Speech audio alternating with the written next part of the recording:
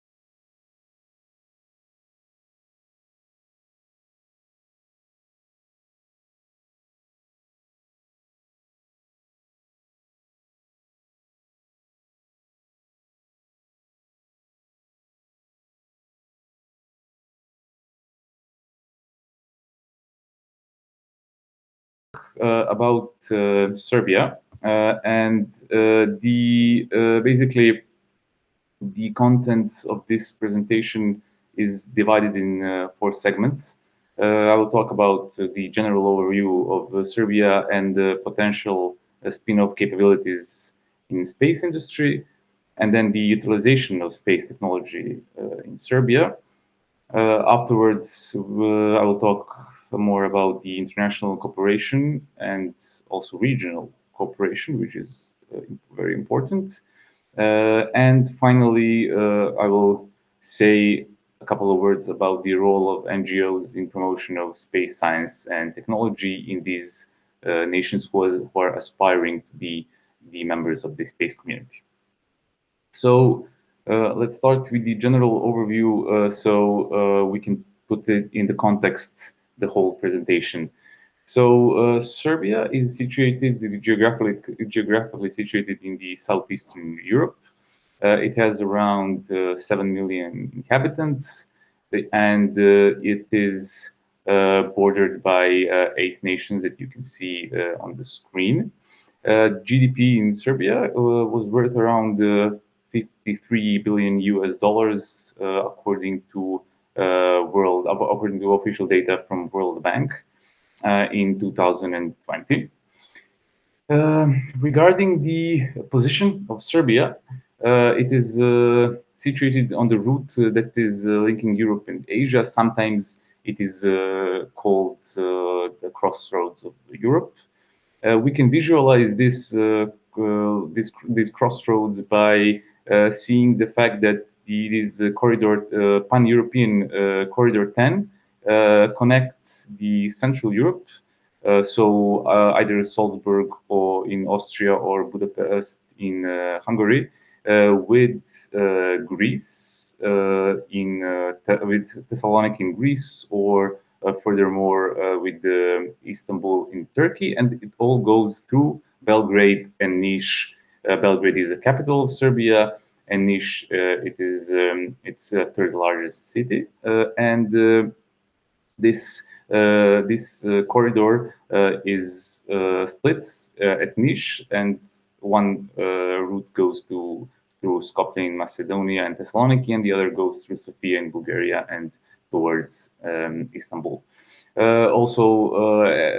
This Serbia has a connection with the Black Sea with Danube, which flows for around 600 kilometers of its 2,080 800-kilometer course that goes.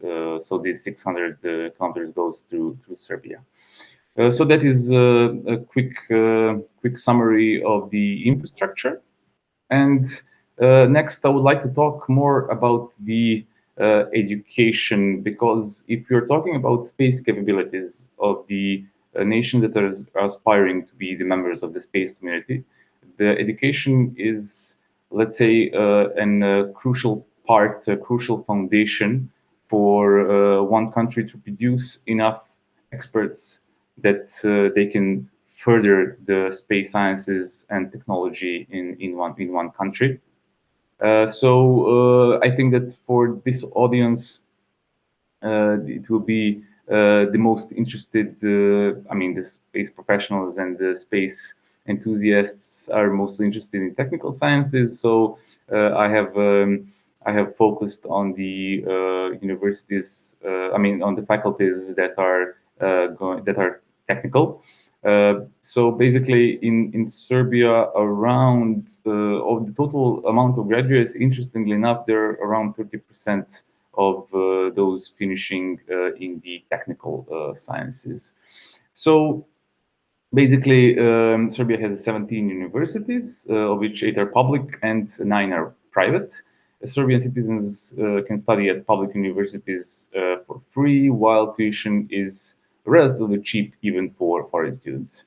So, as I said, regarding the technical schools and faculties, the first to mention is obviously Faculty of Mechanical Engineering, which has a long history of aeronautical research and development. The Aviation department is one of the oldest departments on the faculty. It offers aeronautical engineering program. Also, it hosts a very good student organization called Beoavia. This student organization, has recently reached the finals of one Airbus rocket competition 2021. So kudos to them. Also, at this point, I would like to say a couple of words about the legacy of Milivoje Jugin, who is, let's say, one of the pioneers of space popularization in ex-Yugoslavia that Serbia was a part of. And his legacy lives on, basically thanks to his connection and efforts. In 1967, the first Belgrade Fair of Cosmonautics was held, and his friendship with Neil Armstrong and Yuri Gagarin was actually a good metaphor of where Yugoslavia was positioned at the time, like a neutral state. And I think that is also a good guidance for modern Serbia regarding space exploration. So basically, cooperation with both East and the West. Furthermore, the School of Electrical Engineering is mostly focused on software development. I mean, regarding these space sciences, we can talk about let's say, the production of young students that are that will possibly lead the development of downstream applications in Serbia. Furthermore, interestingly enough, there has been a surge of interest in geoinformatics, and several faculties have implemented the geoinformatics in their master's programs and in their studies overall. So I've mentioned here some of the, for example, the Faculty of Technical Sciences or Faculty of Sciences in Novi Sad, but also Faculty of Civil Engineering in Belgrade.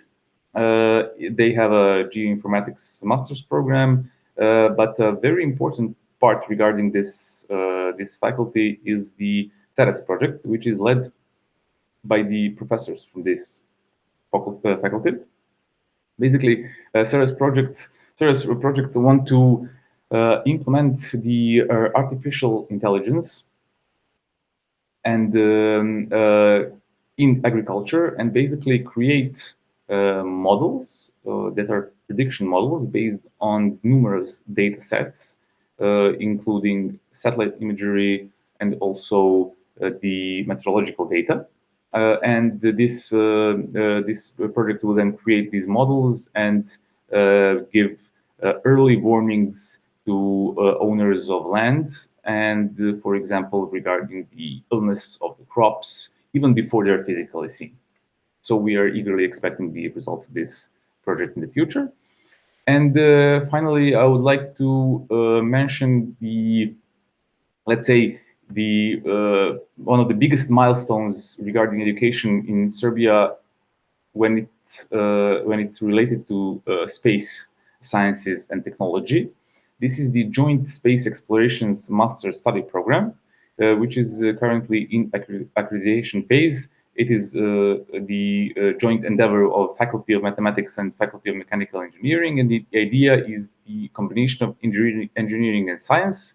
It is the education of students in two intertwined areas: the area of development of space technologies and then the field of space exploration. So this is the overview of education. Next, I would like to talk more about the aviation. Why about the aviation? Obviously, there are the connection with the space industry, but for a country in development that is aspiring to be the member of the space community, I would say that there needs to be a frame of reference where to start, how to form the national space strategy, how to engage the private sector in this industry, and so on. And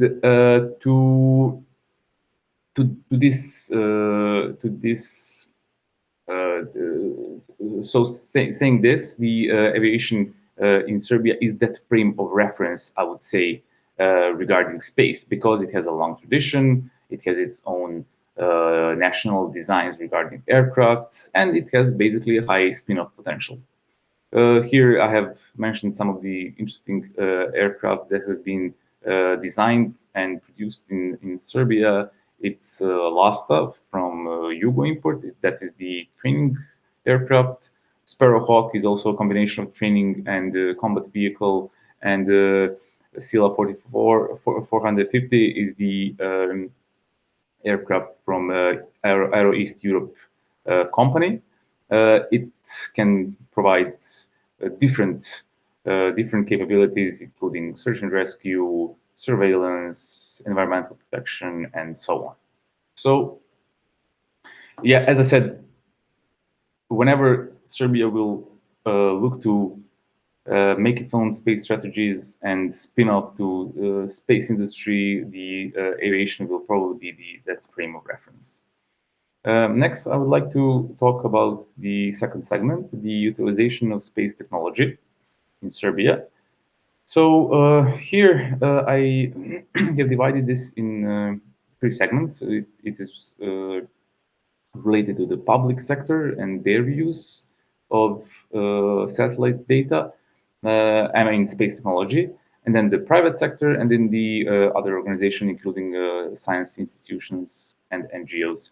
Basically, uh, when we are talking about the space technology and utilization in Serbia, we are for now mostly talking about downstream and the use and the analytics of space imagery, satellite imagery and satellite data. But there are some couple of other upstream examples that you will see later on in the presentation.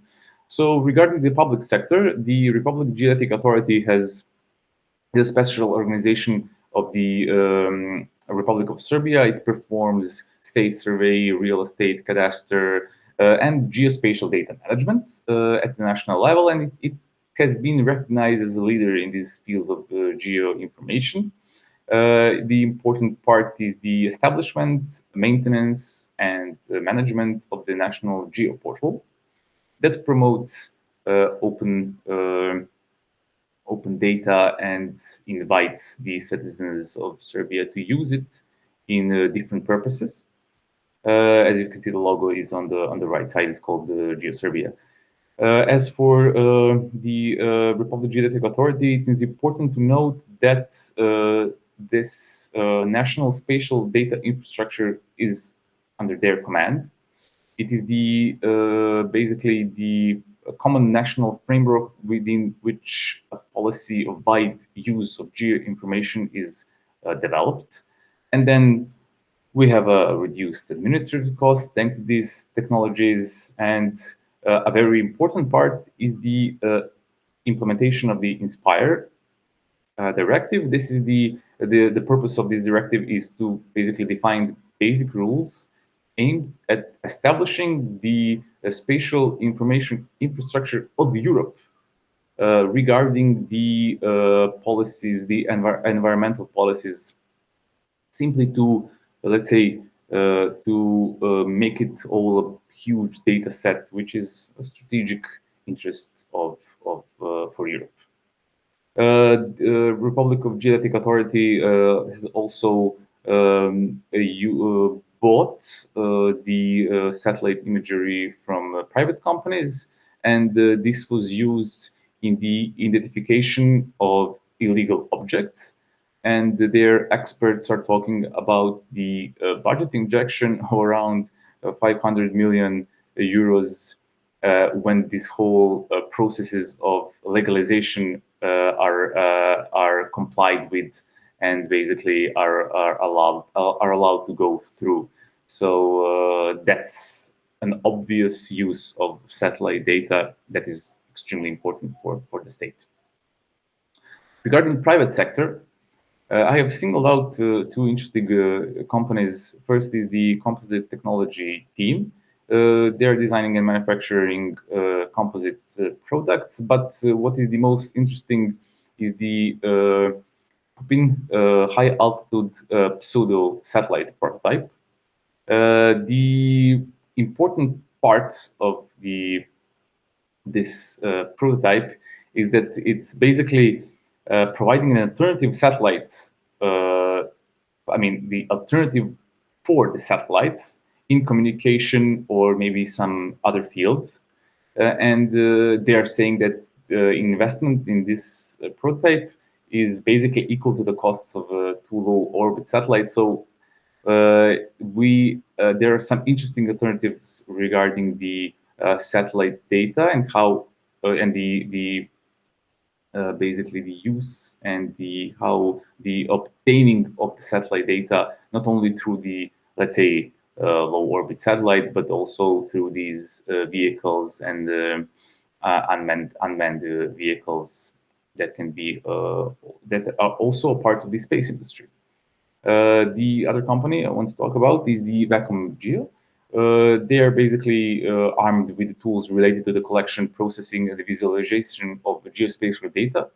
They have a wide network of distribution partners, but what is important is that they are also and in addition to distribution, they are accompanied by expert technical support. They also include the service of precise positioning using global navigation satellite systems. And why am I mentioning them? Because if Serbia ever sends its own satellite systems, companies like these with long tradition can basically serve as the DevOps, mission ops for these big satellite projects, and they can analyze and utilize this satellite data that could be obtained by its own satellite systems. Regarding other organizations, here I will mention the Biosense Institute, which is a science institute that has so far raised over $30 million through Horizon Europe projects. And what they are doing is basically utilizing satellite data for smart agriculture and all these side sub projects that are mentioned, AgroSense, Antares, and Tech Accelerator are basically all funneling into that use of satellite data for the smart agriculture and to optimize the agricultural production. And finally, there is one NGO. It's called the Committee for Space Program and Development, and they have started with CanSat competition and basically animating young researchers aspiring to join the space industry, to be a part of space industry. And their most recent program was the Unity program that was actually an Indo-Serbian initiative. And on the right side, you can see the stamp of approval. Stamp to commemorate the launch of these Unity satellites. It is the stamp of the Indian government. These three satellites were launched on the 28th of February this year, and the interesting part, the main part of these projects is that this program was initially developed and suggested to Indian partners from Serbia, from this committee. It is focused on the students, and they are basically able to engage in the makings of a satellite by working on the replica of the real satellite. So this combination of working with the young students, but also finalizing the launch of these satellites is extremely important for building the space capabilities of Serbia in general. So that is regarding the usage of space data and basically space industry in Serbia. Of course, there are many other examples, but we don't have more time. So obviously, there are a lot of other interesting projects and ideas that are in development. So all the luck to them. Also, in the next segment, I would like to talk about the international cooperation and the regional cooperation regarding space. So basically, here I would say that Serbia has several agreements in place regarding space exploration and space cooperation. It is in the accession process to become a member of the European Union. So that is a big part of the being the part of a European family, and then later on being the part of the ESA and so on. Even though the membership in ESA is not obviously implied by being a member of the European Union. So Serbia is a successor of the legal rights and obligations of Yugoslavia, and as such, it is a signatory state to 4 of the 5 space treaties that were envisioned in the UN Committee, United Nations Committee of Peaceful Use of Outer Space. Serbia is not yet a member state this committee. I believe it is important that it becomes soon, because that is one huge forum of both diplomatic forum and also one's science and forum, that there is a lot of exchange of different ideas regarding space and space exploration and so on. So hopefully Serbia will make a couple of steps regarding this membership.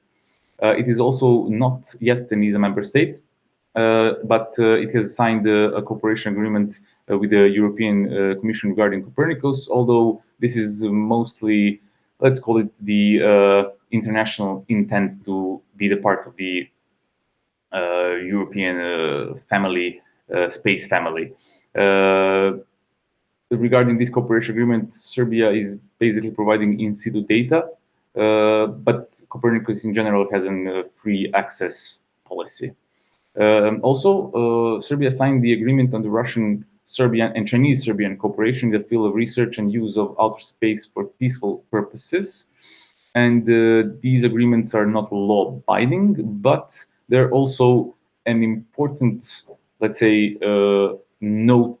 I mean, the important intent from Serbia that they want to become the part of the international cooperation on space and become encourage space activities in the country. And the most important parts of this is the exchange of scientific personnel and even transfer of technology. So hopefully we will see the fruits of these agreements very soon.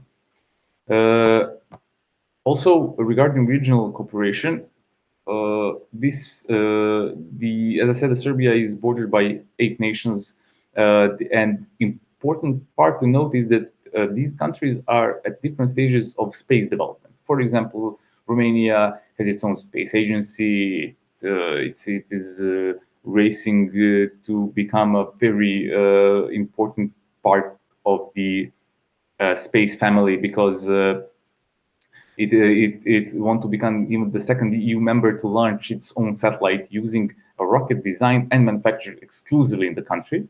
Bulgaria has its own geostationary satellite. They also have a very strong space startup called Endurosat that is basically researching, developing, and launching CubeSats. Obviously, Slovenia has also launched its own satellite this year, so it has slowly become a space nation of its own. Croatia has its Pupin, has its program regarding the launch of satellites called Perun, and this project is important for the region because it could be the launch of the satellite using its own capabilities, basically the capabilities of the country on its own. So it's important for the region. I would say that also these neighbors can motivate each other to join these international organizations, ESA, UN COPUS, and so on. But also smaller scale cooperation is possible via competitions, conferences, startup accelerators. This is a big hope of ours in the foundation. And also climate change, very important. As you can see on this image, the Western Balkans is actually getting warmer more than the rest of Europe. In the near future, there will be increase of 1.2 Celsius, which is huge. And as they say, space is the best tool to combat climate change. So all these countries have to cooperate on, hopefully, its own Earth observation satellites. And I mean, a dream of mine would be a regional cooperation on one satellite that could monitor the region and combat climate change. Finally, I would like to say a couple of words about the NGO sector in space domain and its role And the best way to say that is by using the Serbian case for space and as example, because the personal examples are always the best and most easily explained. So the foundation was founded in the October 2017 by myself and my colleague Anja Nakarada Petrulic. We have envisioned the foundation as an independent platform for developing national space policies and strategies. Our members are ranging from lawyers, engineers, programmers, and so on. What we want to achieve is basically write articles, promote the private industry, support the private industry in expanding its services, connect the local stakeholders in private sector, public sector, academia, and raise awareness about the needs of space systems. And this is basically the most important part for NGO in general, raising awareness and warming up the general public to the space, because sometimes it is seen as a kind of a sci-fi, especially in the countries in development, and the role of NGO should be to change that and present these space systems as useful, as even though they're expensive, as extremely strategically important to combat all kinds of different problems. Our activities are basically based on lectures, workshops, webinars. We have done numerous lectures and webinars on various topics, from astrobiology to business opportunities, space industry, use of satellite data, and so on. As far as the project goes, we have partnered with several NGO partners and worked on the Project Forest and Climate is one of our little projects with the partners Crnog and One Degree Serbia. This project has won several international awards, and it also uses the satellite data to locate the best uses of afforestation. And finally, hackathons. This is the important part of the whole promotion of space science and technology. We have organized, we have basically made ourselves the leading organizers of these competitions regarding satellite imagery in the country by organizing the two hackathons with our partners Planet Labs, and they have basically gave our participants the satellite imagery needed to develop downstream applications. We have several partners, including Endurosat and so on. On these hackathons, the challenges have included both the climate change, agriculture, smart cities. This is regarding the hackathon that was regional. So 9 countries were invited to this hackathon, and it was really great. More than 100 people have applied. 190 people have applied, and we had 15 solutions on this hackathon. And then we have done one local hackathon only in Serbia. We were supported by Republic Geodetic Authority and the United Nation Development Program in Serbia, and the participants were similar, students and young professionals. The challenges were a bit different, specialized, let's call them like that, especially focused on the some problems regarding environmental protection and natural disasters. And also we had both the monetary awards and the use of Planet's API. The winning team on this project was very interesting. It was the best uses of bees, how to basically it was basically processing geospatial data and find the most suitable locations for beehives, so on the territory of Serbia. So yeah, thank you for your attention. As you can see, you can visit our website, follow us, Facebook, Twitter, and Instagram. And yeah, that's all for me. Thank you so much, Mr. Marko. Thank you for such a wonderful presentation and so insightful, informative thoughts that you have shared with us today. Thank you for the insight of the recent developments in your space, in the space industry in your country as well. We are inspired and we are sure that our countries, when we will collaborate just like this and share our experiences, it will progress further in the upcoming days and more growth is yet to become. And we as a community will further grow and keep inspiring people to progress towards the future. Let us now move on to another section of this of this part of this online video conference, which is I'm going to ask you a few questions, few interview questions. The first part is going to be something related to your presentation only. Later on, we'll move on to a personal insight of yours. All right. Okay, Mr. Marko, I have my first question, and it is: with the new space age, there is introduction of new areas such as space careers and in the new areas of space careers like space laws and space policies. Since you are a lawyer yourself, how will the future of these fields look like? Well, the future of space lawyers is going to be very interesting on the global scale, mostly because, as you know, there is a high interest of private sector in this new space race. So space lawyers will be very needed regarding the exploration of space and exploitation of space resources that will probably happen in the future.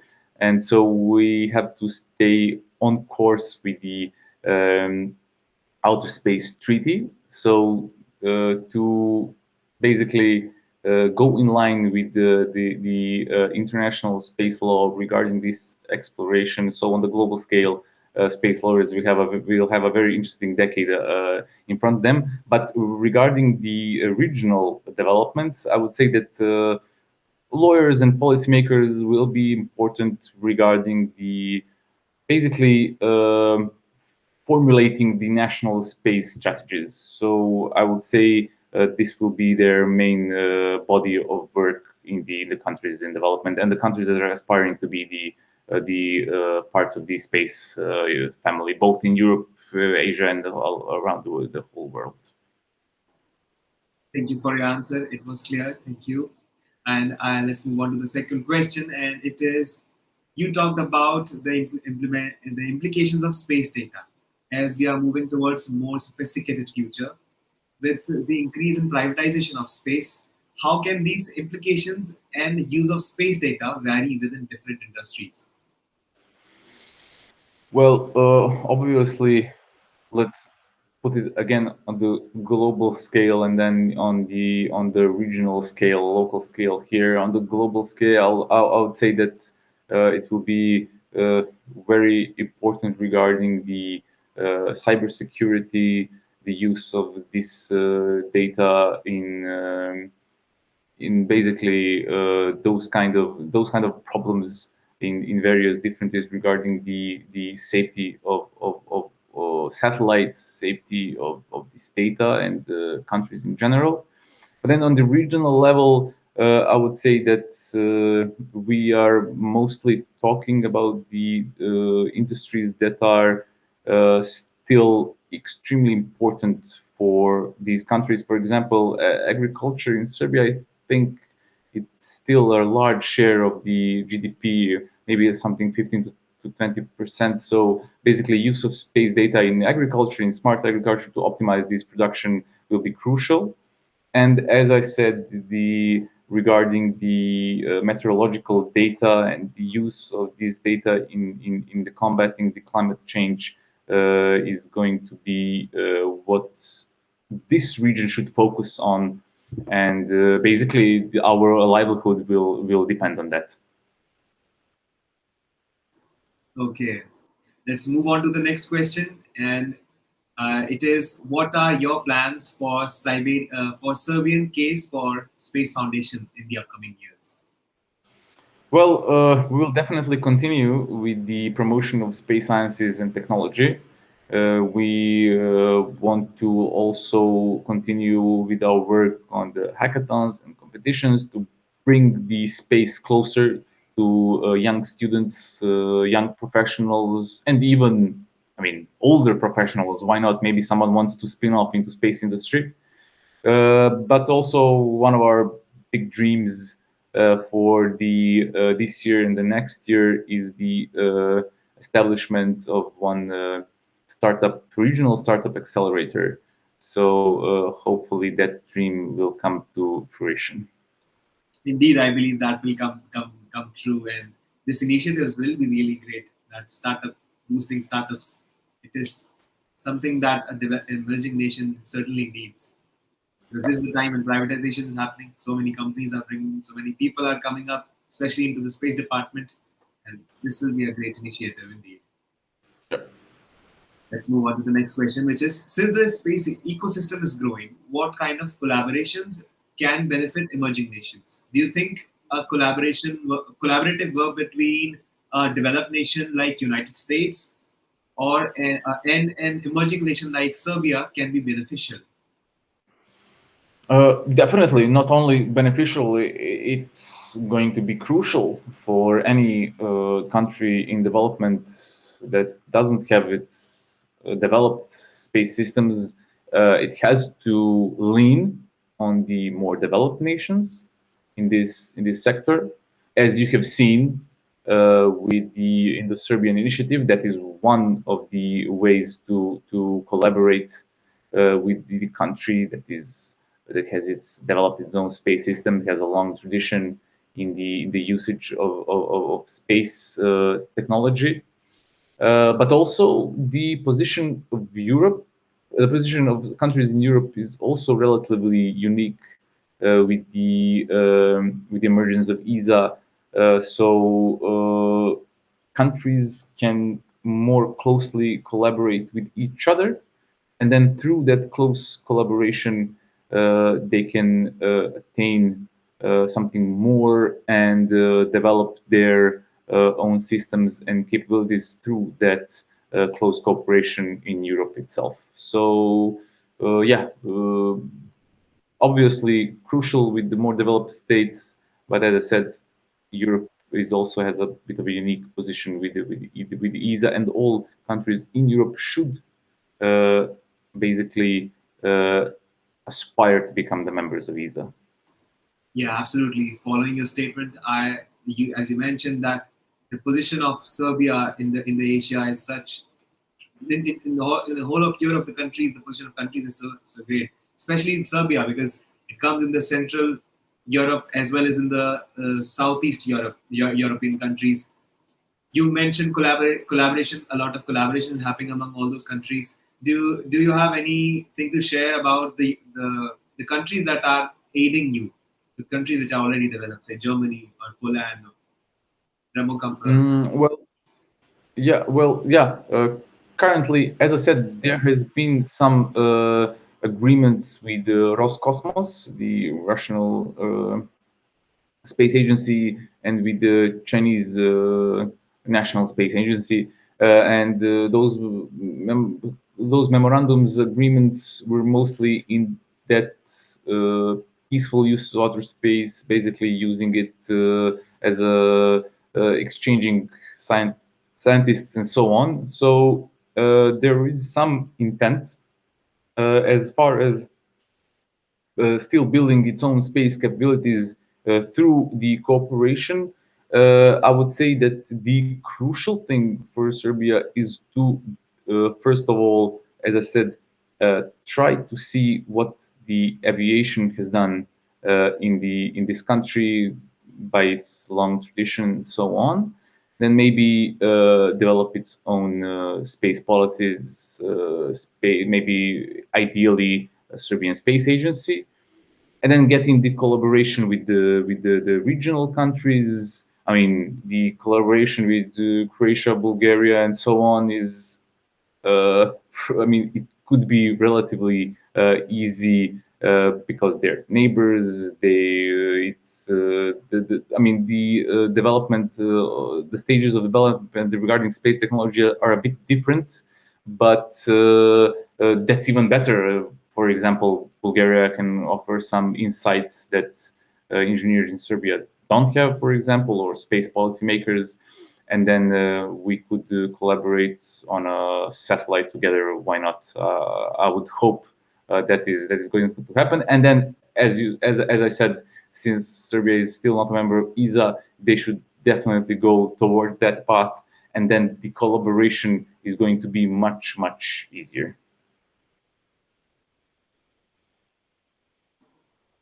Okay.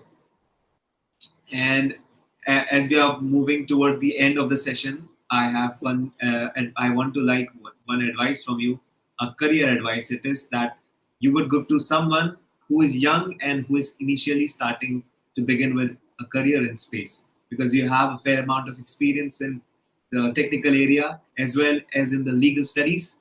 You will be the perfect person to answer this.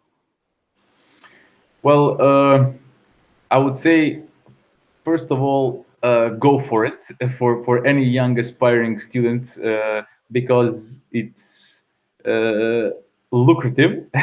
First of all, in the future, especially, I think that, for example, 30 years ago or 40 years ago, when software development was still not as popular as today, the people who were entering that industry, say 30 years ago, were basically pioneers, and they positioned themselves very well for the future.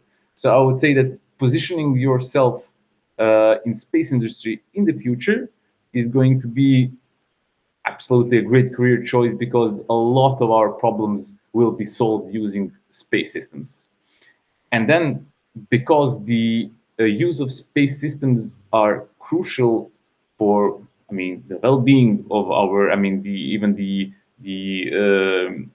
the survival or civilization, because of the rampant catastrophic events of the climate change. You have seen recently what has happened with the with the whole huge fire in the ocean, and that was a huge event, and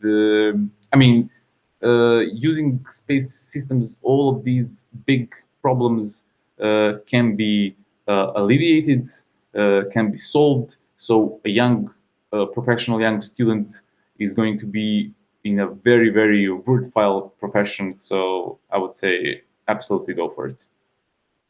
Certainly, a great advice indeed. And what inspired you to pursue space yourself? It was a bit of a pioneer project in Serbia, because there was only one NGO that was working on space. So it was very interesting to basically try to tackle this problem regarding the slow development of space capability in Serbia. So that is why it was challenging, and it was a great experience. It, as you said, it combines the expertise that I have studied, so the law, but also policy making, and then you learn a lot in these technical expertise. So all in all, challenging, pioneering, and encouraging young people to pursue a career in something new and something very worthwhile. And when you were young, did you know that you are going to incorporate these two things together, space and these issues? No, absolutely not. It came out of nowhere. So, and I have to thank my colleague Anya for she's the PhD in space law. So she has a lot of experience in this field. So her experiences were also important for development of our organization and everything that we have done so far. Now the time has come to transition into the final round, the absolute final. This is going to be fun for both of us. We have already had a fair bit of insight about your personal experiences with space sector. Now let's make it more general and break the technical terms now, and let's know your presence a little more personally. Now, I am going to give you a quick rapid fire round. where you have to answer me quickly in single words. All right. And Okay, interesting. Yeah. describe yourself. Now, first question is describe yourself in 3 words. Oof. But you said a one word only. Long Yeah, word. yeah. Okay. Let's say easygoing, um, uh, inquisitive, and research like. That is lovely. That's great. I'm asking you this because there are people who are watching and they are aspiring to be at a position that you are currently right now. So it serves as a great inspiration for them, for me, for people like those. And tell me about your favorite space movie. Well, it's the documentary Mhm. about the military use of the militarization of space and the future problems regarding those. It's called. I think it's called Pax Americana, if I'm not mistaken. So that is a documentary, but regarding the maybe some less serious movies, I would definitely, I don't know, maybe recommend. Uh, I think what's the movie I think it's called The Awakening, if I'm not mistaken. There's one movie called as Awakening. Yeah. It is about consciousness. A little bit of alien concepts are also there, I guess. Yeah. Uh, that is great. And this will be my final question to you, sir, today. And this will leave us all with a lot of curious questions, more again. Now, let's say you were abducted by aliens and they've taken you, they've kidnapped you. What you're looking at them, and what is your first.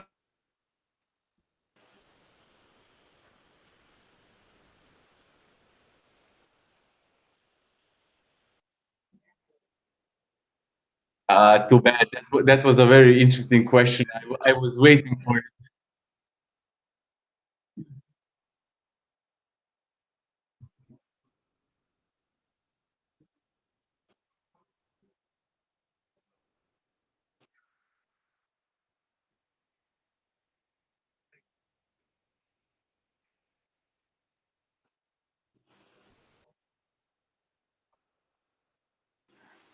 I think I would try to mimic and to use my hands more than the words, because I don't think the language was going would be working in that in that case. So definitely some mimic with hands and maybe with face gesticulations.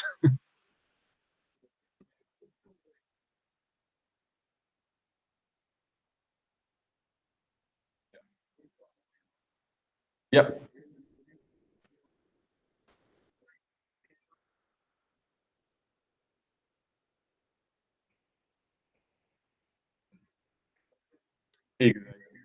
Exactly like that.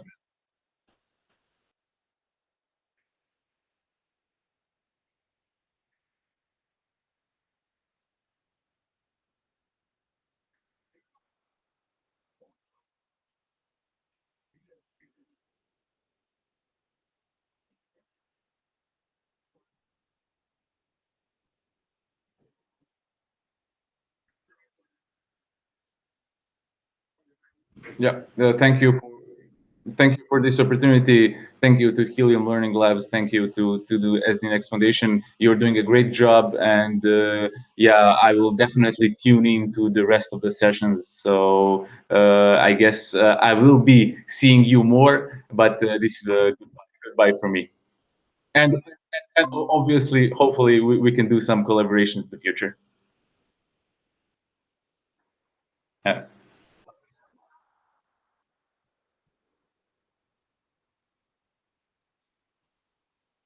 yeah. Bye bye. Yeah, namaste. Thank you, Nitin sir. Thank you, Mr. Marko. It was lovely connecting with you, and it was a wonderful session. Absolutely. With that, From me as well. Thank you very much. namaste Bye from bye. India. Bye bye. Bye bye.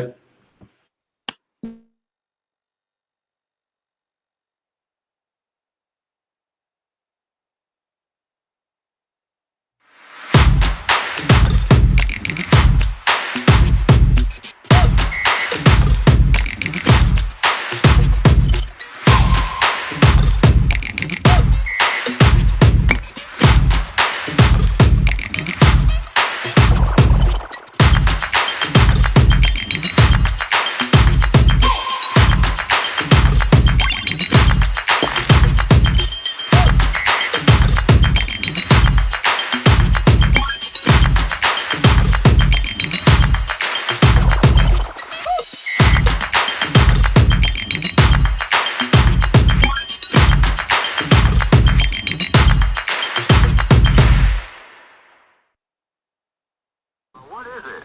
We have some explanation for that. We have none. Don't worry. Continue your program. Oh boy, it's really something super fantastic here. You couldn't ever imagine this. Roger.